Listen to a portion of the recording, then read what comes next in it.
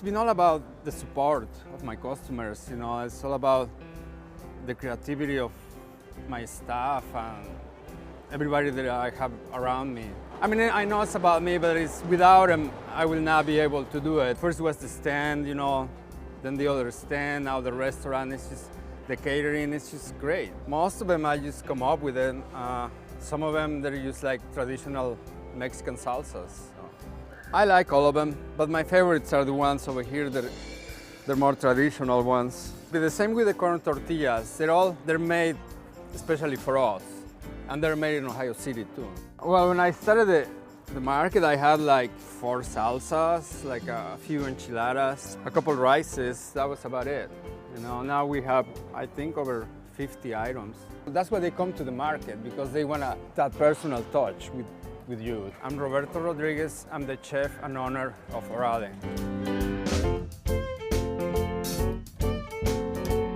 The Meet the Vendor series is brought to you by Ohio City Inc. and the City of Cleveland.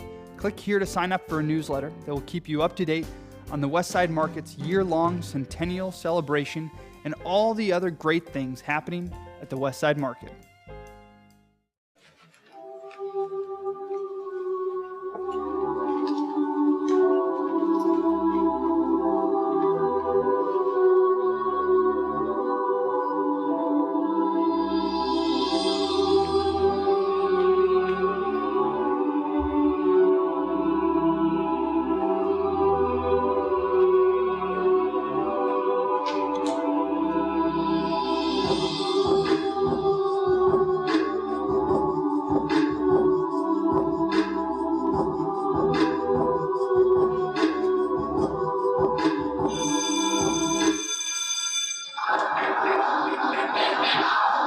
School bells ringing off the hook reminds me of classes I never took.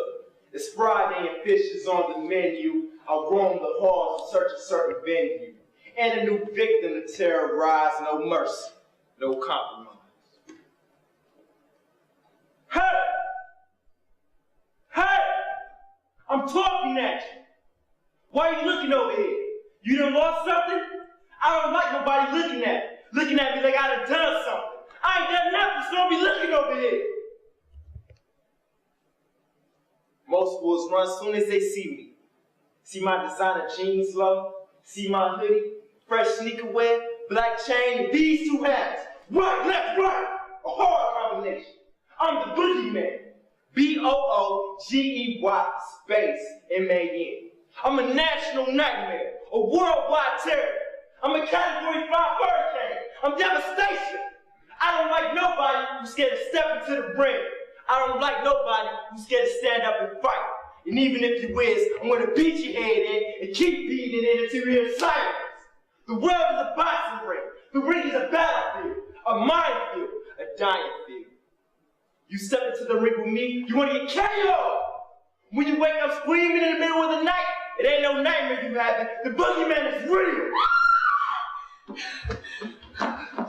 Mom, what's wrong? Lord, what's going on? I saw. Who? You saw who? Who? My baby, my boy, I saw him up in his room. You were having a bad dream. I missed him too, but I wasn't asleep. I saw him go up and his bedroom door is open. He's in the closet like the door. My baby, Mom, please. My baby. Your brother.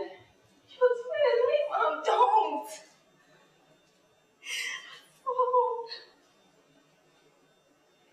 Lord, I was upstairs in this room. I'm sorry, I forgot to close the door. I asked you to keep his door closed. I asked both of you to keep his door closed. God, I saw all alone in this room. My baby, don't. I'm always. I see him too, Mom. I see him all the time too. I see him whenever I close my eyes. He was, You're grieving. Look, you're both grieving. We'll get through this. No hugs. I don't need any hugs from you. Well, maybe you need to take a nap. No, I don't need any more aspirin. I need to know if you're going to be here, Lawrence. I need to know if you're going to help us get through this. I'm going to be here, Lord. I told you I'm here. This is too much for us to get through alone. I'm gonna be here, Lauren. Now, they probably give my route to somebody else, but that's okay. I mean, I need a change. Mom, I can fix you a cup of orange mango tea with lots of lemon in it, the way you like it. What would I do without you, Lacey? We have to be here for each other, Mom.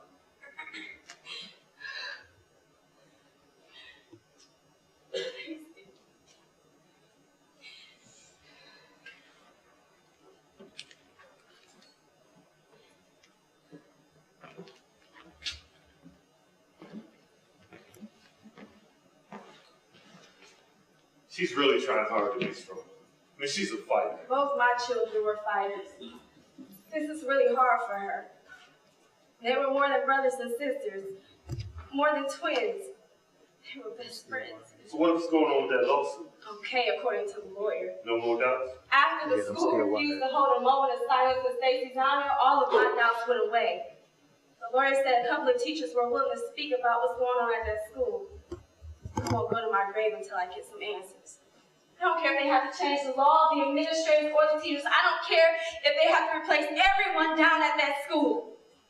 I won't let another parent go through what I had. Well, what about that woman that runs that agency for bullied children? You think she's coming to the press conference? That's Felicia Slade from Bullies Out. She's coming. She's a wonderful support to children who've been bullied in their families. Yeah, I saw her with Lacey after the funeral. She started Bullies Out as a national network for victims of bullying. I did a lot of research. Bullying is a national problem. The Crawfords, the parents of that 11-year-old girl who died earlier this year in Springfield, Ohio, they're coming too. All the major media networks have agreed to cover the press conference, including our friends from Channel 19. You know they'll be in rare form. That's a good thing. I won't stop until the district admits their lack of support for students in their system.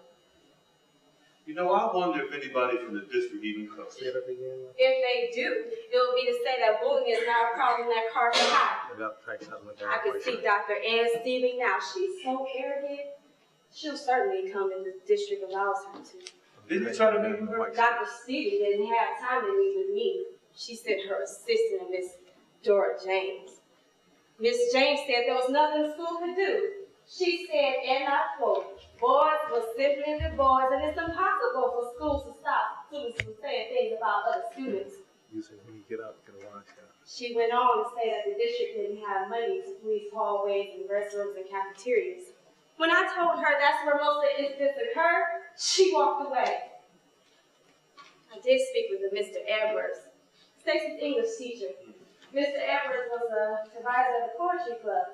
He said there were teachers that wanted to support us, but he also said that the district was trying to discourage them from attending. It's hard to say what people will do when they think their jobs are on the line. Apparently, Dr. Stevie said if any of the teachers went to the press conference and allowed themselves to be interviewed, that heads were going to grow. We'll see about that.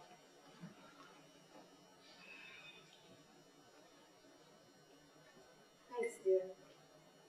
Lacey, what's the name of that boy, the leader of the gang who was harassing your brother? The one the whole school's afraid of. His name's Desmond Fletcher. Is this Desmond Fletcher bothering you too? Has he said I anything? haven't seen him or any of the kids in his gang. If he Carver is an academy school. I take classes in a different complex. Carver is divided into 3 schools now. But I hear other kids talking. Okay. Most of the teachers, even the assistant principals, stay clear of him. Most of the security guards even look the other way. He's free to do whatever he wants. Why didn't someone say something sooner? We didn't know how bad it was until it was too late. I mean, things started when Desmond Fletcher transferred to Carver. He started targeting Stacy. Most of the kids looked the other way. They were afraid of being Desmond's victim. Stacy kept it all to himself. He finally admitted what was going on after he let me read his poetry in his journal. That's when I found out how bad it was. I knew something wasn't right. Stacy started missing school, skipping classes, and coming home early when he did go. Stacy always took pride in his perfect attendance at Carver. Then he wouldn't go to any after-school activities. When he quit poetry club, I knew something was wrong. I asked Lacey, After I read his poetry in his journals, I told Mom. Stacey kept saying he was all right. He'd be fine. But after I saw the bruises where they hit him, I knew I had to tell Mom. And she went down to Carver to see the principal, Dr. Seeley. I went down there. I took off from work. Dr. Seeley was always too busy to meet with me. Mr. James kept saying there was no proof that Miss Desmond Fletcher was bothering Stacey. She said she interviewed Stacey and he said everything was all right. She claimed she interviewed Desmond Fletcher. I don't believe her. She said Desmond confirmed everything Stacey had told her, that they were best of friends. At first, she didn't even know there was a Desmond Fletcher in her school. She said she didn't have a student by that name. This boy is going around and terrorizing students in your school, and you're not sure he's wrong? A lot of students knew about Desmond Fletcher. She said no one saw anything wrong. Said no one would come forward. Did she even try? Even ask. I went down there. I took off from work several times and got the same runaround each and every time I went down there. But business will not go on as usual at Carver High. I plan to put a stop to this Desmond Fletcher and his gang. They're responsible for this Desmond Fletcher and his.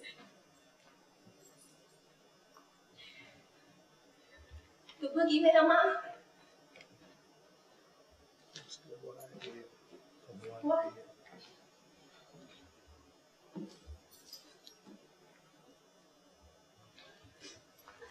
He calls himself the boogeyman.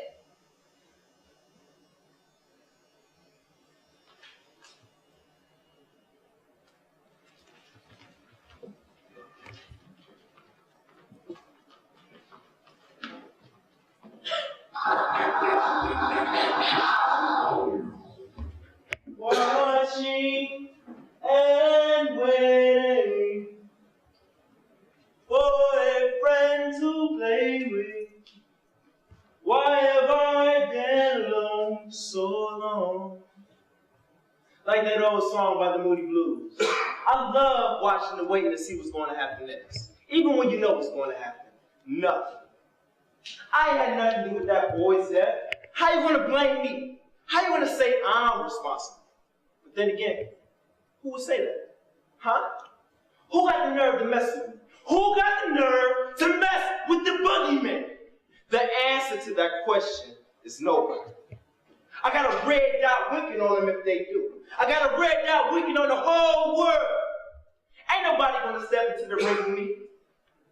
And if they do, they're gonna get knocked out.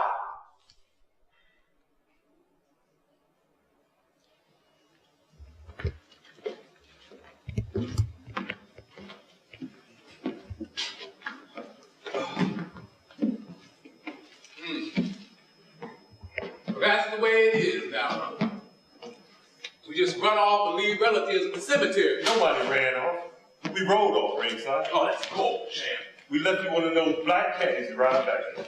Ride back alone? That was best. It was best for all of us. Man, he was talking crazy.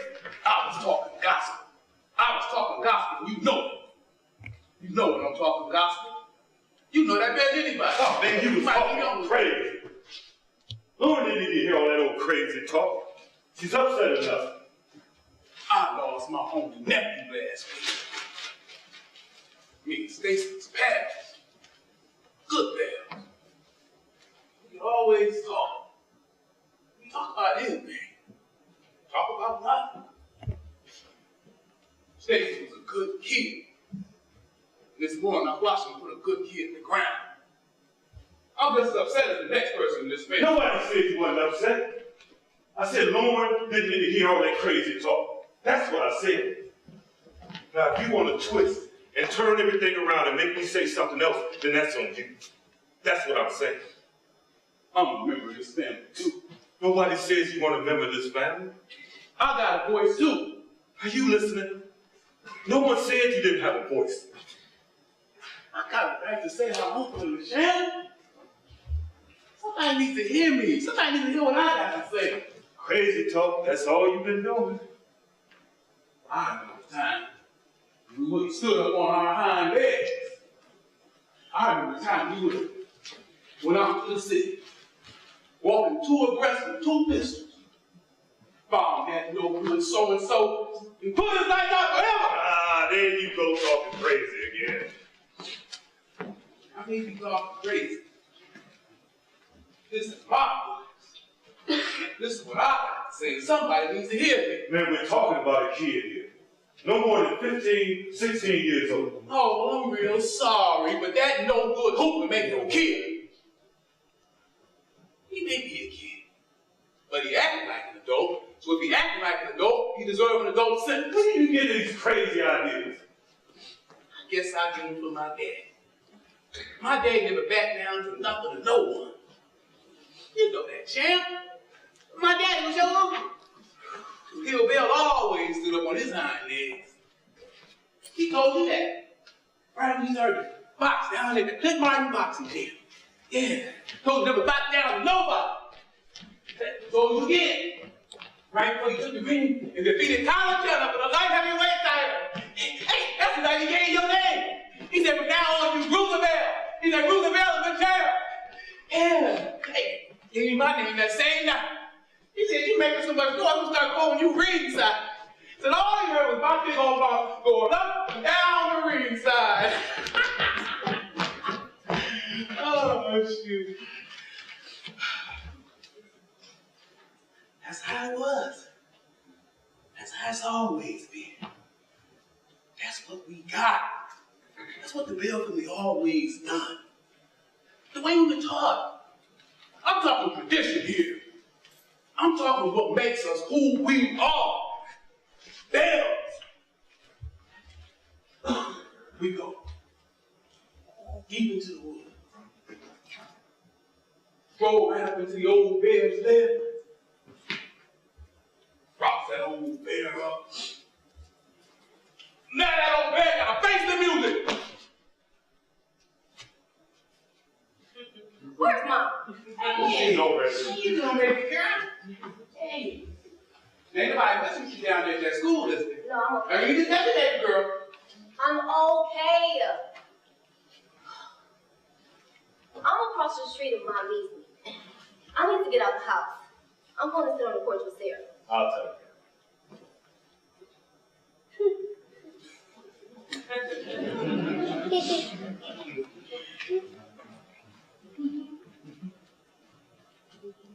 I'm just saying what the Bell family always done. Wait and see what happens after the press conference. Wait and see. Ain't nobody gonna do nothing. I don't like watching and waiting. Ain't nothing gonna happen. How do you know that? You don't know that. This ain't right, champ. I'm real afraid I might do something. You asking for trouble, man. This is a kid. That kid carried a semi-automatic pistol. Where'd you hear that? The mind I heard it. I heard it. Heard it from reliable sources. That kid carried a .45 semi-automatic pistol. Yeah, he needed a bunch of hoodlums, called themselves the Red. They got at night, raiding his stores, doing home invasions, stealing cars and robbing folks, doing all kinds of devil's work. Well, if that's what he does for after-school activities, it'll catch up with him sooner or later. If somebody don't stop him on the streets, the law will catch up with him. Well, I think it's going to be sooner, champ. There you go. You got to stop it, man. Talking that old crazy talk. You want to go where I was for 7 years? You want to do time? For what? Stop all that old crazy East 43rd Street talk, man. Them days are gone. They're old. You living in the past. Things ain't like it was when we were growing up on East 43rd. This is now, that was then. Well, I guess I'm just a real hard learner, champ. But when somebody mess with me, or somebody in my family, oh, I got to stand up on my hind legs.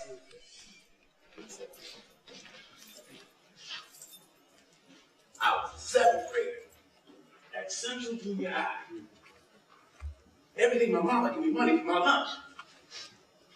Always had to give me a sloppy Joe mashed potatoes with gravy, one oatmeal cookie, and one chocolate milk.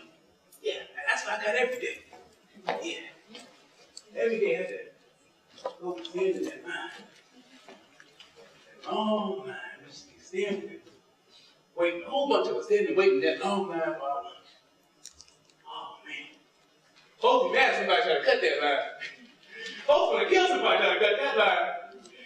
Sure, anybody cut that line? Oh, nobody but Fanny Rogers. Woo! Fanny Rogers had a pair of legs that allowed her to cut that line. Fanny Rogers was walking on a pair of legs that gave her the right to cut that line. Ain't nobody said nothing. Well, at least I know the boys. Anyway, I comes to the long line that I've been standing and waiting for my food. No Bill Johnson. 8th grade. Took half my stocking Joe. Just reached in my plate, grabbed half my stocking Joe and ate it right in front of me. He can just stand there enjoying my stocking Joe. My stocking Joe that I done paid for.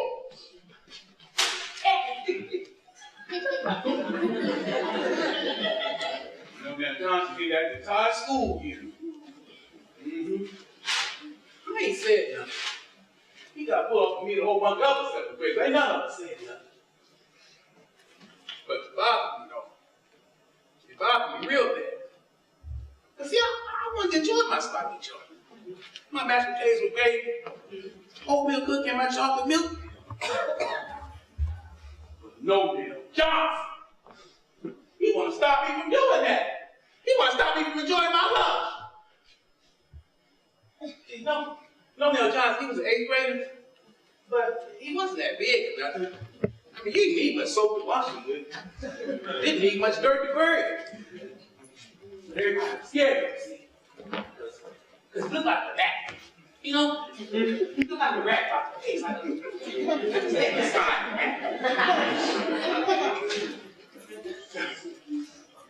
Anyway, now something between my 7th and 8th grade year, I grew about 3-4 inches.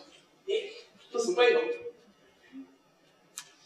So I go back to Central Junior High, 8th grade, with the money my mama gave me for my lunch. I go and stand in that long line, and nobody but Fanny Rogers can cut. Oh, but that Fanny Rogers can't even cut that line, because she done been replaced. Woo, she been replaced by Sheila World. Woo, Sheila World, his legs was yellow, thick, and slightly bold. Sheila World, she come from Alabama over the summer. She's not good at that line today. Woo, ain't nobody saying nothing either.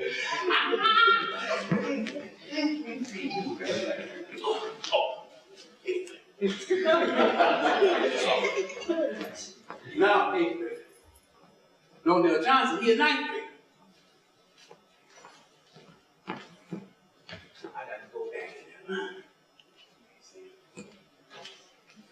So I come to school with my sloppy Joe, my mashed potatoes with gravy, my oatmeal cookie, and my chocolate milk. And no Neil Johnson be waiting for me.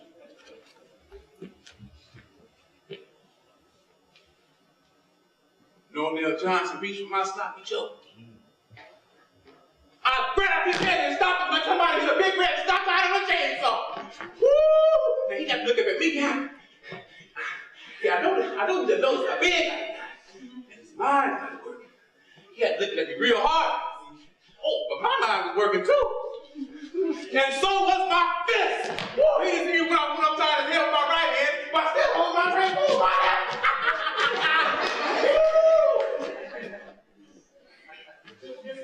No Bill Johnson. He ain't never messed with me no more.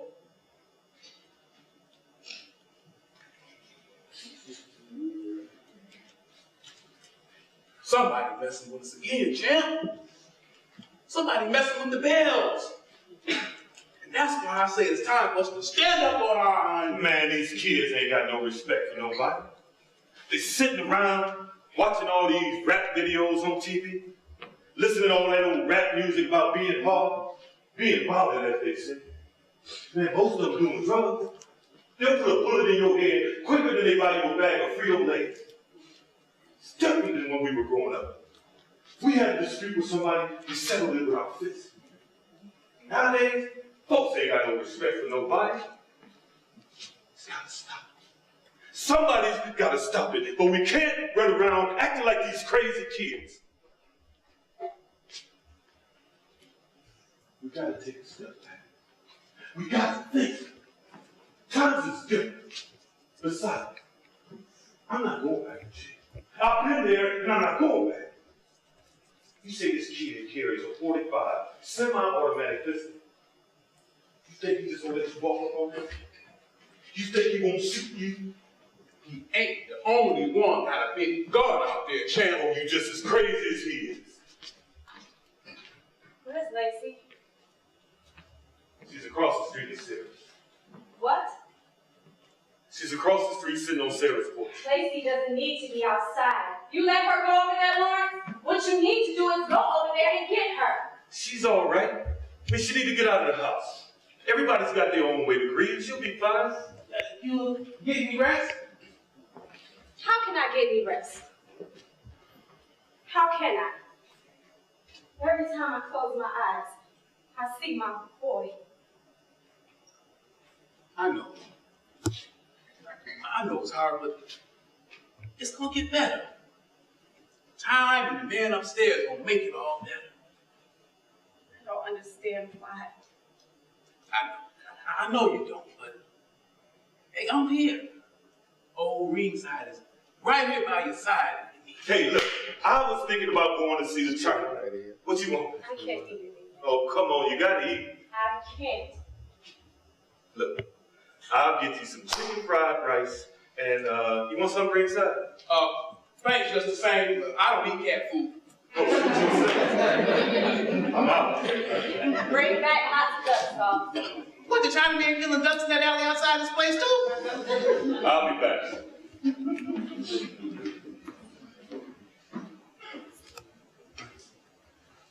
Some real nice weather we've been having lately, huh? I remember when it was nights like this and we was living on East 42nd Street. Yeah. My dad used to take me in the chair fishing down there every year. We'd be out in that water fishing for hours. Never caught nothing. My daddy just used that time to teach us about becoming men. Teach us the birds and the bees.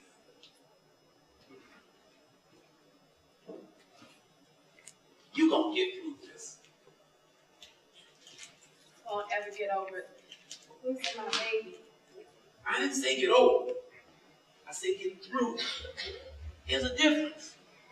Look, you was the boy's mama. He's your child. That ain't never gonna change. That's forever. It's hard. I know. So, you and the champ? Okay. None of your business. I see.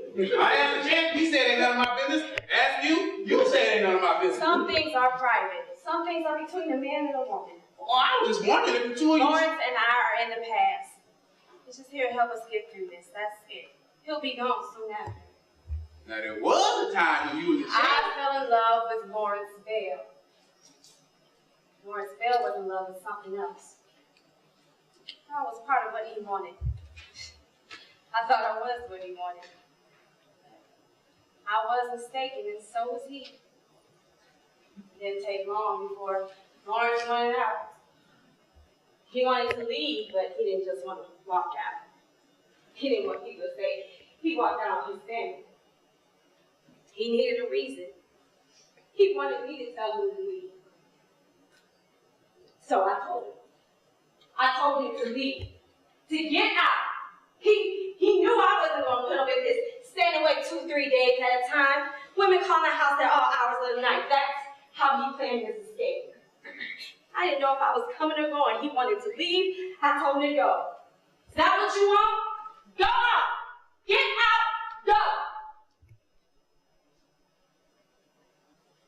take care of my children. My children were a blessing. They didn't need much, didn't want much. They just wanted love. I made it easy. I didn't know how to be a single parent. The twins showed me. The twins took care of me. They were good children. Yes, they were. No trouble out of either of them till this bullying stuff started with Stacy. When did Stacy start having trouble in school? I don't know. There were no real issues until this Desmond Fletcher transferred into the school. Everything will work itself out. I hope so. God is a great healer. I know.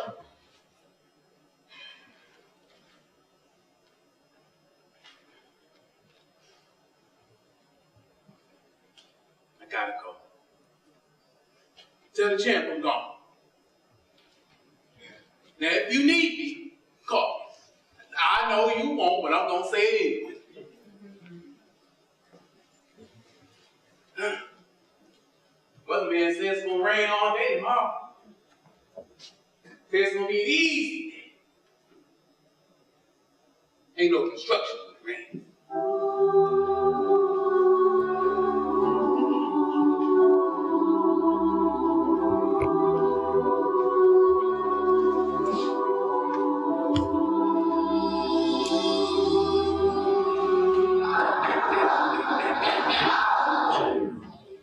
I woke up this morning and I looked out the window of my luxury apartment in the Carver Park projects. You know what? You know what? It was raining. Everything was wet. I don't like it when it rains. I don't like it when it rains and I'm out there trying to make some sweet moves. Out there doing things, getting things done. I don't like to get wet. Rain always slows down the action. Rain always slows down the process, right? I'm a speed guy. I like speed. Matter of fact, I live for speed. I'm fast on my feet, I move fast, I strike fast. My punches are fast, whip, and bang. That's the way I am. That's why I don't like the rain. Rain means slow. He who moves fast gets the prize. He who moves slow gets leftovers. And I don't like leftovers. So I'm always going to get there first. And if I don't get there first, and you first, I'm going to cut in front of you.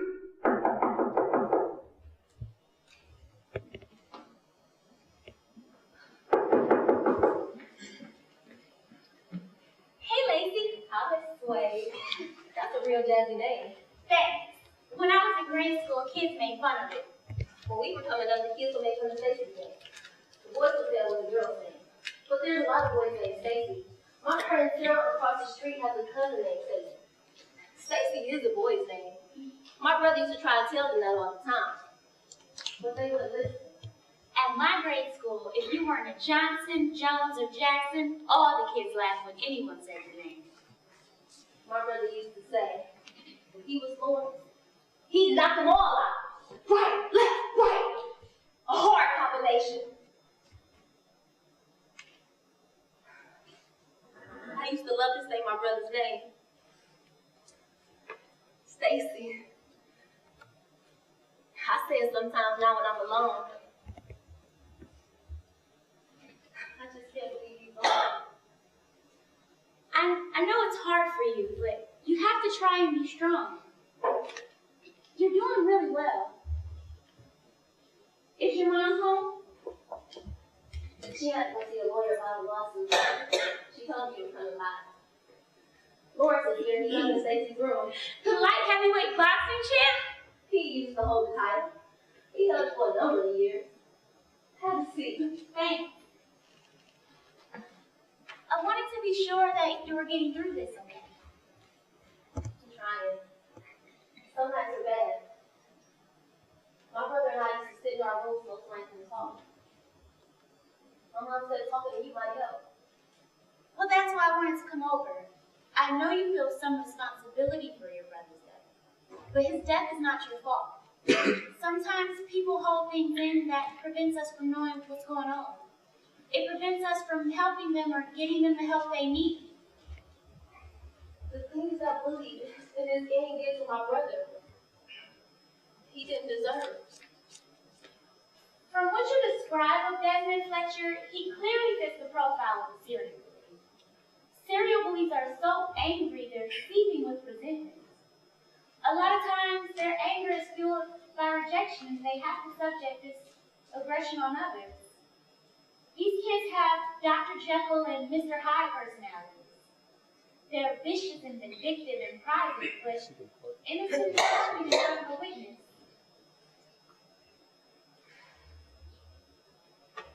Only the current target of the serial bully sees both sides, sees both faces. Dr. Jekyll and Mr. Hyde. 1 out of every 30 kids is a serial bully. I'm just trying to get through all of it. Are you ready for the press conference? I hope it helps. School districts need to be held accountable. If lawsuits are the only way to make that happen, then that's the route we have to take. My mom says that's why she's going through with the lawsuit. As of now, aggression and violence are predominant in the education system. The most popular kids are the athletes and jocks. The aggressive child is the one everyone wants to be around. He or she gets most of the attention. The non-violent nor physically strong child is always the target. In most cases, the non-violent child will make a greater contribution to society. But schools have proven to be exclusive rather than inclusive. And children form their own groups, or crews, or gangs. Well, at Carver High School, you're either in or you're out. Exactly. We have to teach children to show respect for one another, no matter if one is in or out. To be in is high on the list of a child's priorities. To be out is painfully sad. I don't understand why some kids become bullies. Well, children bully for many reasons. You have to find the center of their aggression. Sometimes children are bullies because they're bullied at home by siblings. Or sometimes children are bullied by parents. They have no positive role models at home and the influence of their peers. The rough and tough demeanor is just a survival mechanism. It becomes their form of self-preservation. They feel the only way to get anything in the world is to take it. Sometimes these children have been diagnosed with some type of learning disability, and no type of action has been taken to find out what this issue is. Bipolar disorders, sociopathic, dissociative disorders can all cause a child to become a bully. If a child is confused about their environment, they cover up the inability to fit in by acting out, by becoming a bully. What made you start bullying out? Well, my sister was a victim of serial bullying. Much like Desmond Fletcher, but the bully was a female. Winnie Lane. That's a name I won't ever forget. She actually came to our house and assaulted my sister.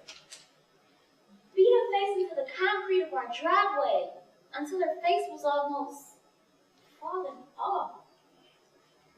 She just left her there unconscious. Well, what kind of person does that to someone else? But since it was a Saturday and off school grounds, there was nothing the school district could do. What happened to her, Winnie Lane?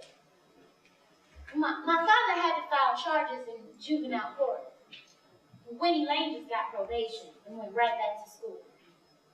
When my sister returned to school after 6 weeks in the hospital, Winnie Lane went after her again. But the school district did nothing because no one witnessed the attacks. My father finally moved and my sister started attending a new school. I don't know any female bullies. Well, females can be most vicious. My sister barely survived. I lived with my mom after my parents divorced, and she lived with my father. I was fortunate enough to be in a school that addressed bullying. My sister was a victim of serial bullying because of the lack of awareness in the district where she went to school. It was so bad. My brother stopped using the internet. They were calling him names on Facebook, sending threatening emails. They were on the internet constantly. and started calling around the clock, texting him at 3 and 4 in the morning. Because of the internet, bullying can occur 24/7. It becomes relentless. A child that's not actively being bullied fears the next bullying incident. That's how it was with my brother. I miss him. I've heard twins can feel each other's pain. Sometimes. Why do you think Stacy took his life? I think my brother took his life because he'd given up. Because he didn't want to accept who he was because he realized some people had a problem with that. What was he like, your twin? He was the sweetest soul. He was kind, gentle, soft-spoken, thoughtful, articulate and charming. He was like Dwayne Wayne. You remember Dwayne Wayne from Big World? Yeah. He was like that. He was a fantastic poet. He expressed his feelings in poetry. And he called himself the master poet.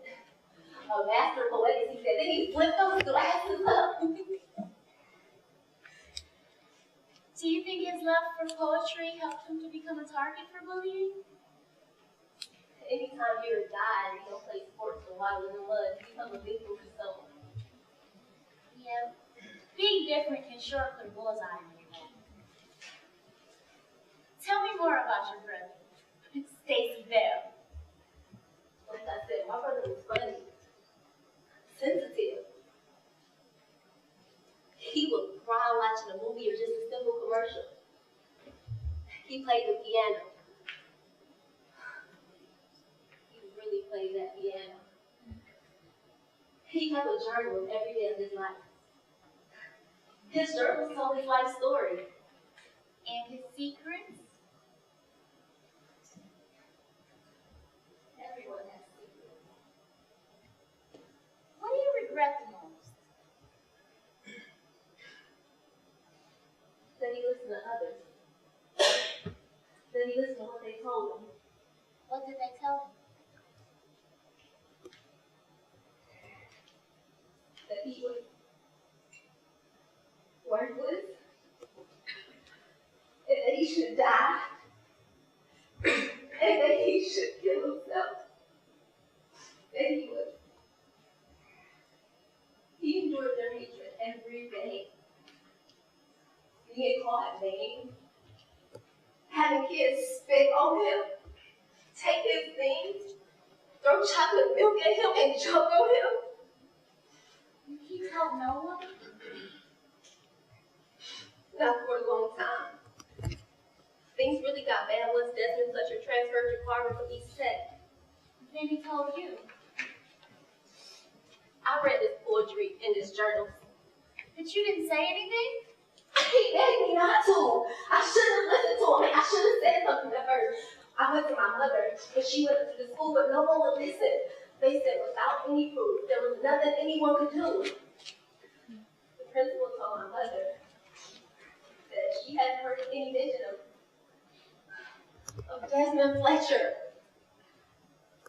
She said she hadn't heard of the boogeyman since she was a little girl. Then she laughed. What's your favorite memory of your brother? When we were about 10 or 11, we played title fight. Title fight? Saturday mornings. My brother and I would turn our living room into a boxing ring. We moved all the tables and lamps carefully out the way. Stacy is big, bare-chested, wearing his little boxers. He always wanted me to take off my t-shirt. Always said no. My mother would have killed me. So anyway, we said, face to face, toe to toe, fist fought,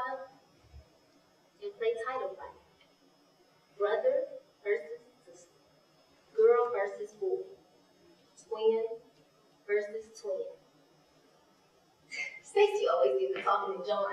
You would have thought he was Muhammad Ali. He was always the champ. Always had to be the contender. So the main event would begin. And Stacey would call the event the same every time. The champ moves in on the skinny contender. He sticks and moves. She starts to stumble and stagger on the rope. She's on the rope. Wait a second. He never landed a punch. Anyway, the champ moves in swiftly, sensing a kill. Right, left, right, a hard combination, and the contender is down! Well, one morning, Stacey surprised me with an uppercut to my chin that almost stood me up straight. I got mad. I waited until he went into his imitation of the Ali shuffle. My fist landed on Stacey's jaw and he was out. His head hit the coffee table that we thought we moved to stay distance away. And he was out. I'm talking, he was out cold. I ran screaming for my mother. By the time we was on our way into the living room, Stacey was coming too. And I knew I had to tell my mother what was going on. And she was furious. And the twins was on lockdown for the next 2 weeks. And guess what? No more time to fight.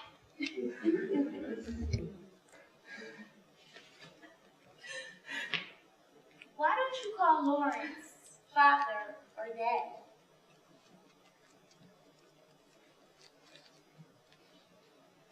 He told me and my brother not to call him dad.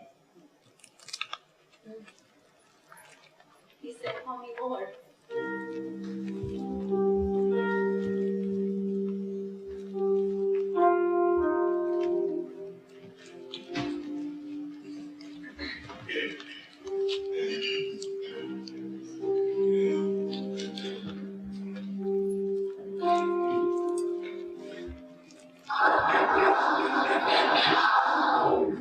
Home on the range.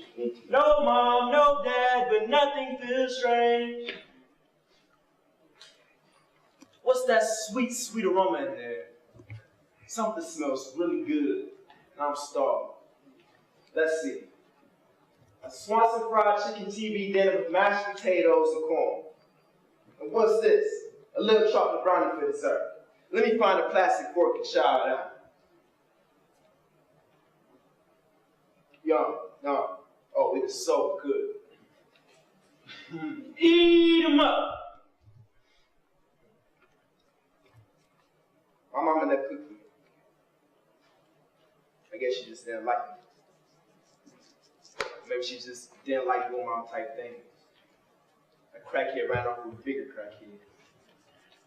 He wasn't my father, no. I don't know who my dad was. My mama didn't know me. One day she just walked out and left me and my little sister with my grandmother.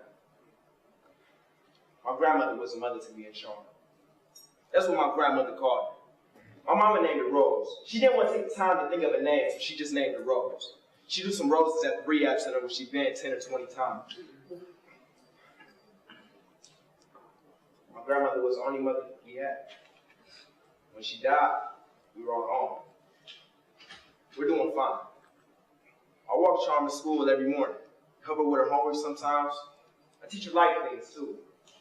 Who knows? She may be on her own one day like I was. Then what's she gonna do? She always puts pretty ribbons in her hair. All sorts of colors. She loves ribbons. I look out for her. She look out for me. She takes my shoes off after I fall asleep on the couch when I've been out in these mean streets all night. It's tough out here in the streets after running to school all day. But it's okay. I got it. My grandmother told me to do 3 things before she died. She said, stay strong. Be true to yourself. And she made me promise not to use the bad words like those rappers do. She said, always remember, God's last name ain't Daniel. So I did what my grandmother told me to do. So I don't remember you. My grandmother was my hero. Everybody got a hero. Even me.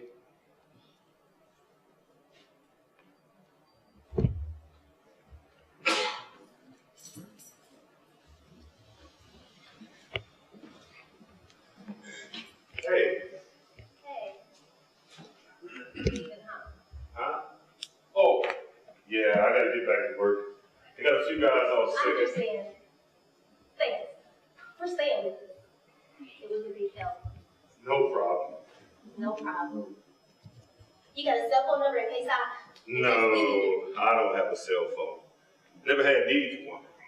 I mean, even before I got out, it was nobody I needed to reach. And I mean, I didn't have anybody that needed to reach me. And home phone? a landline? Nah, no home phone either. I was never much of a talker. I mean, not a phone talker. I mean, even when I was fighting, I just understand. You can call me at the job. You can call the job and leave a message. Call the inner city bus company. Tell them you want to leave a message for Bruiserville. Lawrenceville. Lawrenceville. So, you got a pen and paper? I got a cell phone. I can just put it in my cell phone. Oh, right. Call the inner city bus company. 881-4447. Thanks. No problem. Hey, I'm really sorry. I know. Stacy was my best friend. I know. I miss him. Stacy was so silly, wearing those stupid glasses. Sometimes when Mom had to work late, we go down to the China Mess and get shrimp ramen, shrimp egg foo young, shrimp fried rice, and grease spring rolls. Stacy loved him some shrimp. We always got carry out. He was always the first one with me. Mom would call and say she was working late. We never bought for carry out. We just walked down there. While we waited, the Chinaman would fill us up with his spices of green tea. Stacy loved putting lemon in his green tea. Like me. Like Mom. We always got extra big orders since we've been living around there, coming around there so long. The Chinaman always said, "These are Chap's kids." We always had to remember to order for Mom. Always remember to get a bunch of packets of duck sauce. Oh, can't forget the duck sauce. You know, the Chinaman was a real good guy. Same chin too. The Chinaman. The Chinaman. You know, your mother and I met in a Chinese spot 20 years ago. I walked in. She was standing there with her hands on her hips. She was giving Sing Shin Su all he could handle because he forgot to put the duck sauce in with the order. She was hot. She was fine. Oh, she was real fine. But what got my attention was she wore a ribbon in her hair. Now, I ain't never seen a woman wear a ribbon in her hair like that. I mean, it was classy, sophisticated. I'd say, man, that's a mighty fine ribbon you're wearing there.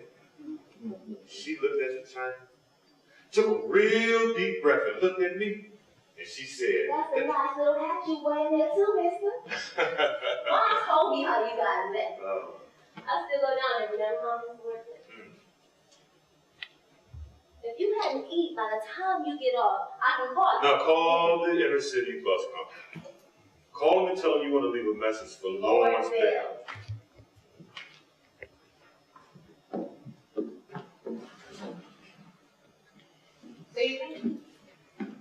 Yeah, I gotta get back to work. I got a few guys all sick and I've already exhausted all my bereavement time and all the extra time they gave me back. So I gotta get back. I can't lose this job. I understand. I know you don't. But it is what it is. It's okay. It's always been on me. That's how you want it. You had no idea what I wanted to want. Likewise. Really? Here we go. Well, let's go. How many times must we replay this? I'm not sure. I mean, we weren't all bad, you and I. No. We weren't. Not at the beginning. I was happy the first time I saw you at ringside. We were still young. You wore that ribbon in your hair. You said you liked me to wear them. You used to wear those bow ties and that little stitching French straw hat. Yeah, I don't know what happened to that hat. I'm glad you don't. I know. The first time I went to one of your fights, I knew you were going to get beat up. Hey, you told me. You seem too nice to be a fighter. I was just being a gentleman around you. That's why I liked you so much, I guess. I mean, it was rough growing up on East 43rd Street. You had to fight to survive. You stayed all the way across town in a nice neighborhood. It wasn't that nice. Oh, it was better than most. Even back then, you had this look in your eyes. I wanted to be somebody. I wanted to be something. I mean, that was my dream. And I was determined to get it. Hard right. Combination. You always there. Yeah, I smiled at you when the referee raised my arm. I did. You weren't just smiling at me.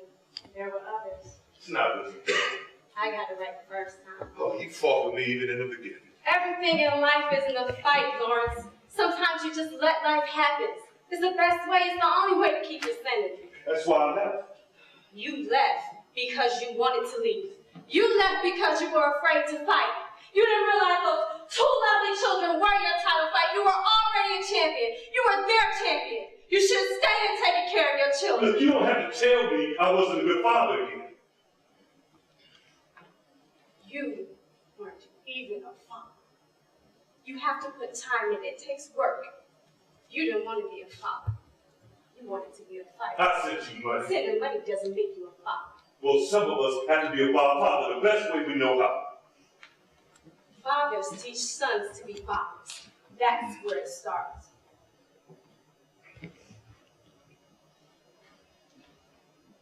I already knew my father. He was never around much. My father used to say, the ring of life is a big old ring. A big old ring with lots of contenders. Lots of contenders coming at you all the time. So many contenders, he had to stand in line. I used to hear him tell my mother that every night at the kitchen table when he came home from work. My father had to work 3 jobs to take care of us. My father would get up at 5 a.m. in the morning. Had to be at Alcoa Aluminum at 6:30 in the morning. My father worked as a furnace tender at Alcoa Aluminum. A furnace tender. Shoveling black coal in a furnace his whole 8-hour shift. Just standing there. Shoveling black coal every day, Sundays too. Sometimes it was 100 degrees in that pit. Oh, companies like Alcoa made money over parents like mine. When my father would get off from Alcoa Aluminum, he'd head down to East 93rd and Cedar to Ed Perry's house. Now, my father used to haul things for people that Ed Perry had lined up. See, Ed Perry got injured a while back and he couldn't drive anymore. No, he traveled around in a wheelchair. So he hired my father to haul stuff for people that he had lined up. Then he split with my father. Without my father, Ed Perry would have nothing. With my father hauling stuff for people, Ed Perry had something. My father would get back to Ed Perry's around 10 p.m. He'd park that truck, but he still wasn't through. He'd walk down to Cedar Avenue, catch that number 8 bus downtown to 36 in Euclid to the Cleveland Arena, where he worked on the cleaning crew, cleaning up the arena after arena events. Cleveland Pipe basketball games, Barron hockey games, or like when the ice capades or the ice volleys came to town. Sometimes, my father wouldn't get home till 12 midnight. Then he had for dinner what we had that day. He'd sit down to fried chicken, collard greens, potato salad, candy yams. My mother stayed up and waited for him and made his plate, and everything he ate off his plate, she replaced it. Until my father would say, "That's good, Hunter. Thank you kindly." Sometimes I would be watching through the crack in my bedroom door. Now my mother thinking I'm asleep, but I'm not sleeping. Oh no, I'm watching my father. take a bath. He'd be in there singing, I will be there to protect you. The only words he knew that song. Over and over again, I will be there to protect you. Then he'd go to bed. My mother be standing and smiling. Then she'd go to bed too. That is my bed. Well, one day my father didn't come home. Jim Henry, the manager at the arena, called my house and said my father fell out while mopping near the concession stands. He just dropped the mop and fell out.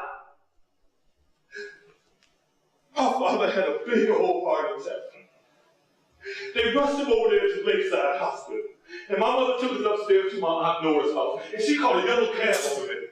She told them she was not leaving without my father. And nobody was going to make her leave. She was staying there until my father left with her. My father lived for 7 days. I told you he was a good fighter. He was a real good fighter. The doctor said my father took 4 or 5 deep breaths, even after the heart monitor flatlined. My father wasn't going out without a fight. There wasn't a greater fighter or father that ever stepped into the ring. There's a whole lot of ways to be a father. Maybe I just picked the wrong one. Maybe you did. Everybody's not cut out to be a father. I mean, it's hard trying to be something you don't know how to be, something you don't know what to be. My father and I did the best job we could. Life happens, Lord. It happens whether we want it to or not, whether we're ready for it or not. It's living. That's what life is. I didn't plan to get pregnant. It wasn't something I planned. I was on the pill. I was just as shocked as you were at first. I gave you money for an abortion. I thought about it, Lawrence. I thought about it for a long time. I decided I wasn't going to kill my baby. Oh, they weren't babies. Don't you tell me what they were. They were inside of me. If they were just seeds swimming around in my womb, they were my seeds. What did it matter? You went around and helped raise them. You didn't even call until 3 days later. You didn't even show up until they were a little over 4 months old. I was in training. But I was in training too. And trying to be another single parent.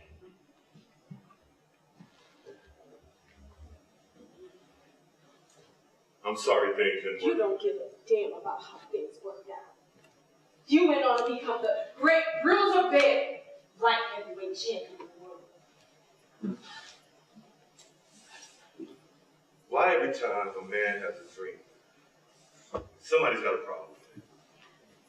I had a dream. Not like Martin Luther King, but I had a dream. Why couldn't I embrace my dream? I tried landscaping and garden greenery. I even tried carrying carryouts for the Chinaman. Now, I'm not talking down on those jobs. Somebody's got to do those jobs. Somebody's doing those jobs right now. But why couldn't I do something I wanted to do? Something that would help me fulfill my dream. My Uncle Hill Bell took me to the Clint Martin boxing ring. Being a fighter is what I wanted to do. Now that was a dream that came to me. I didn't go looking for it. I didn't ask for it. It came to me. Now I could have gone by myself. But I thought about it and I decided to see if you wanted to go with me. Now I told you from day one, it wasn't going to be an easy journey. I told you it wasn't no children. I told you I didn't want to be a father. I told you if I had any children, they'll be wandering the streets trying to find out where their daddy is. You laughed. I didn't. I wanted to be sure. I mean, you was important to me. But so was my dreams. I mean, dreams take time. dreams don't just happen. They take time to develop. You told me you were pregnant. I didn't hear you at first. You said we were having a baby. Yeah, we were having 2 babies. I was having a son, and I was having a daughter. I told you I did not want any children. I didn't want to father no children. You told me you started to cry when I dropped the phone and went back to training. I dropped the phone because I heard the words, but I didn't hear them. Davis had some important thoughts behind him. There were chaos. There were TKOs. Oh, there was victories. There was wins. The crowd kept getting bigger. Everybody wants to jump on board your dream. Oh, it's easy to jump on somebody else's dream. Oh, it's easy not to have your own dream, but to jump and ride on somebody else's dream. But you still don't have a dream. No, you don't have a dream because you don't have a dream of your own. The Collins fight was right down the road. My dream was in sight. But there was a problem. You were having a baby. No, you were having 2 babies. There was no time for you. There was no time for them. The Hiller fight was right there. That fight would lead to the Davis fight. With that fight, I could go to Germany and have a fight with Hans Bergen. And then, the fight with Tyler Chandler. The fight for the light heavyweight boxing championship of the world. Tyler and I were both undefeated. Our records were like mirrors of each other. Identical. Like twins. A boy and a girl. But not alike, really. No, we were different. See, I never understood how a woman has a boy and a girl who are twins. A boy and a girl ain't alike. I mean, a man and a woman aren't the same. They're not really twins, are they? I mean, Stacy, he never had that look in his eyes. Oh, he didn't have that fighter's look. Stacy didn't need that fighter's look. He was still your son. I thought the dream ended in the courtroom. I thought it ended when the jury came back with the wrong verdict. When the ring girl accused the light heavyweight champion of the world of rape. I was innocent. They didn't hear me. No, they just heard her. They gave you 7 years. I didn't rape anybody. I was innocent. Not according to the law. Look, I'm sorry things didn't work out. Don't say it. Look, Lauren. Don't. You're the reason that my boy went upstairs and hung himself. When your old girl that you left here years ago, don't say his name. You weren't here. You weren't up there. I was there. I was up there in the room. He had been up there for a long time. I didn't hear his TV, his music, his video game. So after a while, I went up there. I knocked. He didn't answer. So I walked in. I kind of sleeping, curled up in the middle of his bed like a baby. Like my baby. Like the way he would always be when I would check on him in the middle of the night. Then, oh God, I saw he was just hanging from the top shelf of his closet. No. I grabbed his feet. I tried to get the pressure off his neck.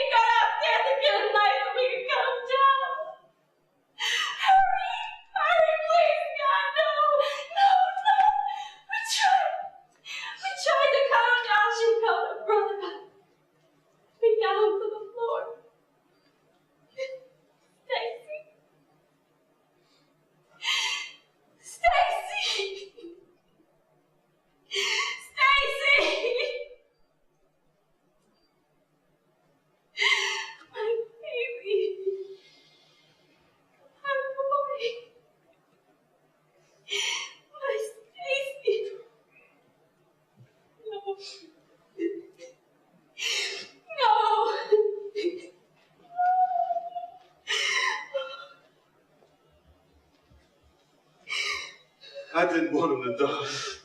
You didn't want him to die, but you didn't do anything to help him live, Lord.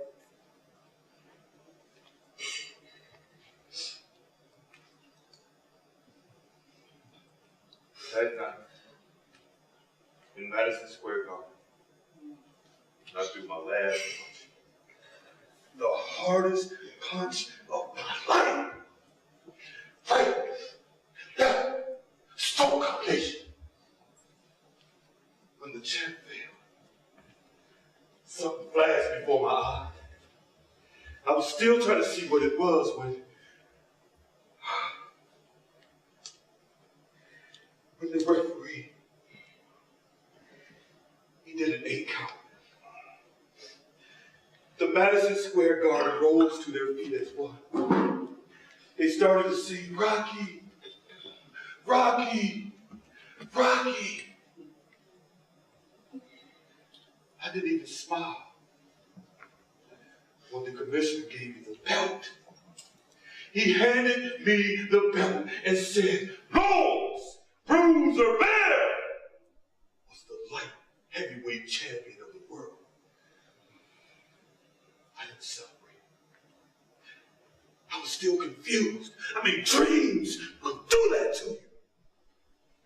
I had just went toe-to-toe with the greatest fighter in the world, and I was victorious! When I threw that last punch, the hardest punch I ever thrown in my life, it wasn't Tyler Chandler, the light heavyweight boxing champion of the world who failed. It was Stacy. I wasn't sure then. It wasn't clear, but now I know it now. The moment you called me and said you found Stacy with my belt and the noose around his neck.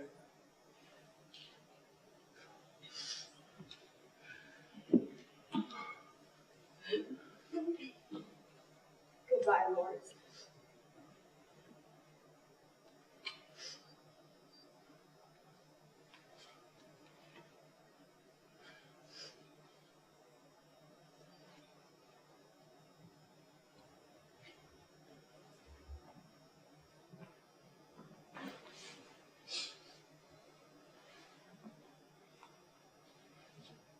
I hope the lawsuit causes the school district to make some changes. It'll be good for the kids. Hey, I got my old route back. The dispatcher told me when I called in this morning. Yeah, I got that 8-seater wreck. Go right past my old neighborhood where I grew up at. If I see Troy out there, I'll blow it. I bet Troy still yells at Trent when your bus goes by. Always. Oh, everybody calls me champ.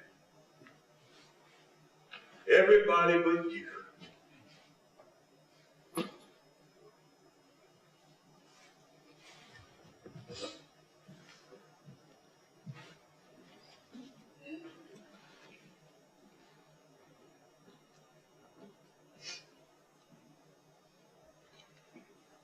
Hello? This is Lauren Bill. No, I have a little time. Well, I just found that bullying is a result of many causes. And it's up to everyone to investigate and look at those causes. We must teach students who are being bullied to stand up to bullies, not through violence, but by getting the adult involved. Schools need to seek out money and implement these programs that teaches their students about the effects of bullying. Maybe 25, 35 years from now, bullying won't be as prominent as it is today. Now, I'm not saying it would be easy, but if everyone plays their part, we could see changes in as little as 1 to 2 years. No, that's all. See you at the press conference? Great, thank you. Bye. Hey, job call. He has to go back to work. He just talked with us. Oh, well, I'll drive you to the press conference. I can drive Lacey and me. No, let me do this, son. I'll drive you. It'd be good for me to be seen with two fine women on my arm. Yeah, folks will think old ringside and moved up in the world. You look nice. You clean up nice yourself, ringside.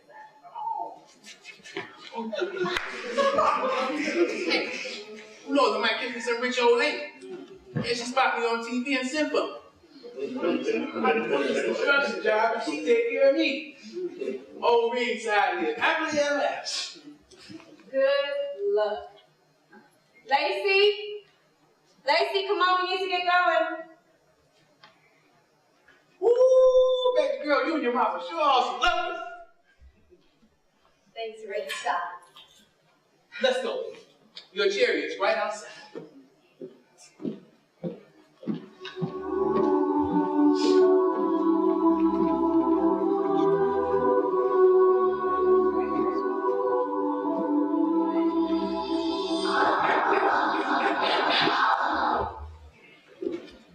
Now I smell a rat, and the rat stinks.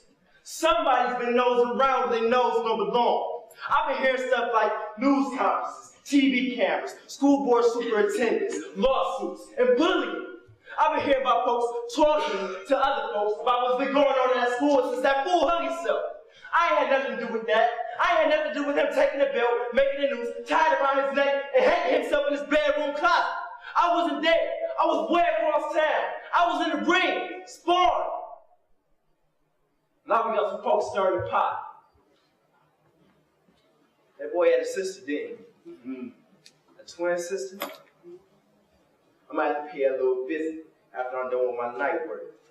Move the night game to the day game. Go on. Mess with me. Step into the ring. You may be the contender, but you gotta come through me. I'm the champion.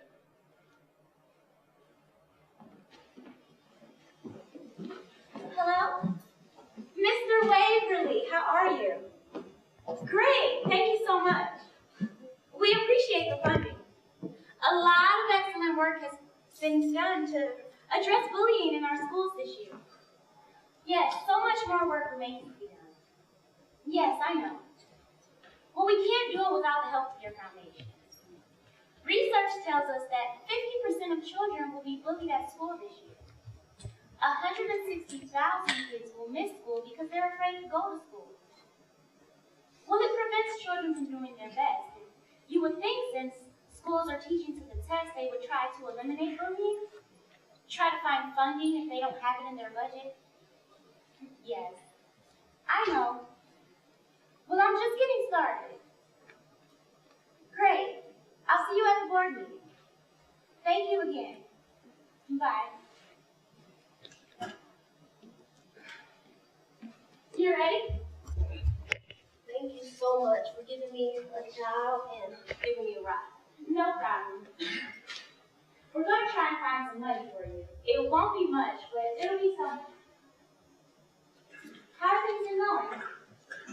The press conference put a lot of pressure on Dr. Steely and the school. Can you believe that last week she held an assembly to talk about bullying? Dr. Steely always said Carver didn't have a bullying problem. She even agreed to see my mom. I'm sure that she forced her hand. My mom said she's still going through with the lawsuit until she can see measurable change. Well, the defining moment at the press conference was when that woman stood up and talked about her ex-husband being a bully throughout their marriage. The fact that she was bullied as a child and then as a wife, almost to death. One thing is clear. Children bullies often turn into adult bullies. They'll hold power in the workforce and wreak havoc on subordinates. Are things a bit calmer at Carver now? Yeah. When Desmond Fletcher was arrested for that grocery store robbery on 79th and Central, things really changed at school. Students started identifying the other bullies in the gang, and most of them were suspended. The whole school environment has changed.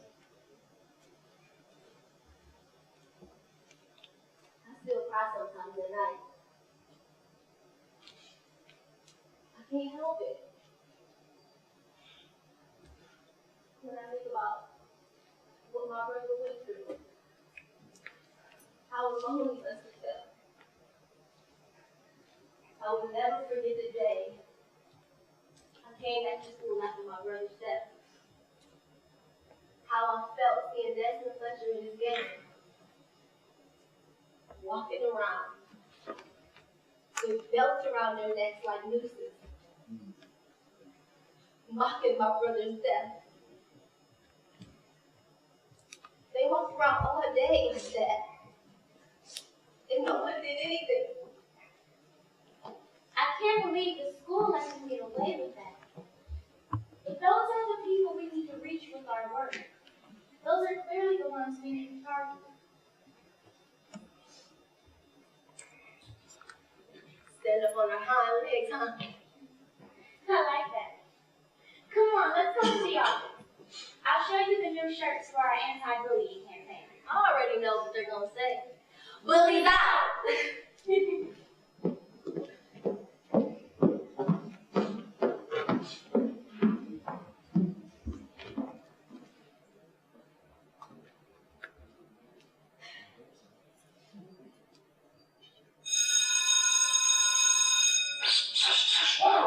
School bells ringing. I ain't feeling what they bringing. Everyone better watch their back, cause around here some of y'all about to get jacked. Things about to get raw, cause around here I'm the new law. Duh. Hey, I'm talking to you. You done lost some? I don't like nobody looking at me like I done something. I ain't done nothing. You don't know me. None of y'all know me. Now, what you gon' do? You ain't gon' do nothing.